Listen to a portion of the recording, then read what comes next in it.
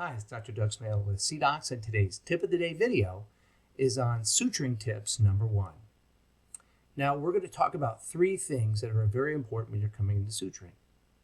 First, we're going to talk about is knots. Second, we're going to talk about is spacing. And the third thing, we're going to talk about the length of the ears. And it's probably not something you've heard very often, but we're going to talk about the length of the ears because all these are very important to get successful suturing done. Now, the first thing is knots.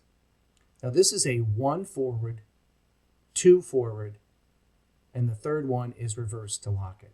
So with the first one forward, you get that down. The second one forward locks that down to the tissue. The third one locks the knot.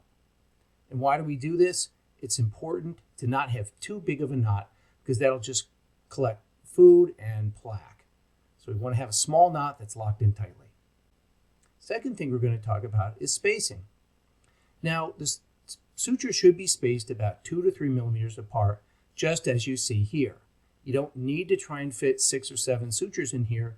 You can actually choke off the tissue and compromise the blood supply and get necrosis. So as you can tell, after these 3 sutures, it's a papilla spring incision. I didn't need to put sutures on the verticals because you can see how well they adapt together. The third thing we'll talk about is the length of the ears. Now, the ears are the little thing that the arrow is pointing to. That's what comes up from the knot. And so you want that ideally to be about 2 or 3 millimeters. If it's longer than that, like what you see on the left, the patient's going to play with it. It's going to be annoying and it's going to come untied because they'll pick at it.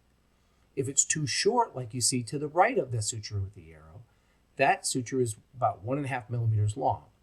So when they're too short, they tend to come untied as well. I hope you've enjoyed these tips on suturing, and we'll see you at a CDOCS course.